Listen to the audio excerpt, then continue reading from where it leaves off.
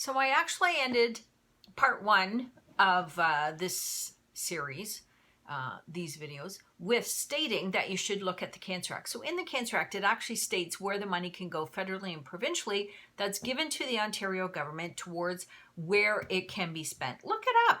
Look up Ontario Cancer Act. It actually states in there where the money goes to, and nowhere does it stay in that statement that the money is to go to a cure or prevention. It talks about research, but the research, when you read it, is towards diagnosing, so doing more diagnostic testing, and towards treatment. It doesn't say towards a cure or prevent.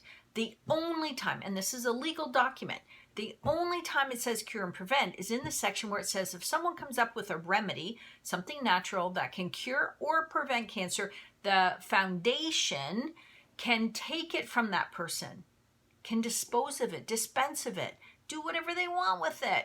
They have the right.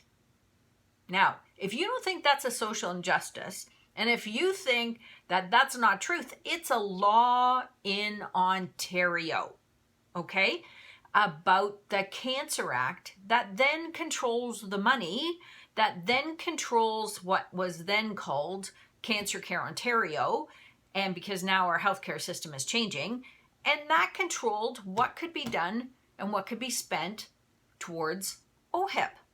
So, you know what? I've done a ton of work on this.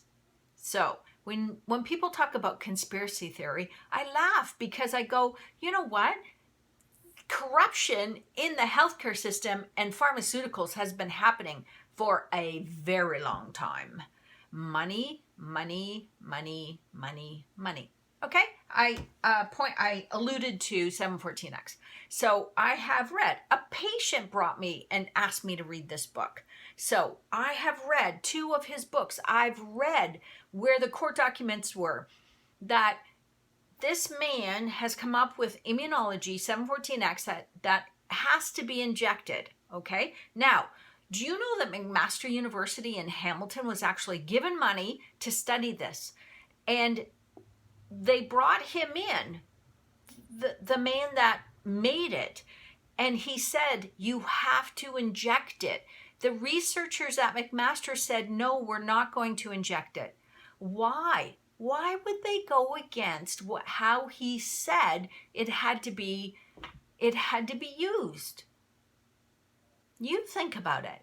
So if we have actually in law right now a Compassion Act that says people can get the 714X, but only if they've done everything else that the medical professionals deem necessary or what they deem as standard of care.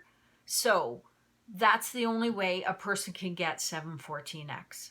Now, if you choose not to do chemo or radiation for your own choice, freedom of choice in our healthcare system, freedom of choice, freedom of rights under our Charter of Rights, then you can't get the 714X.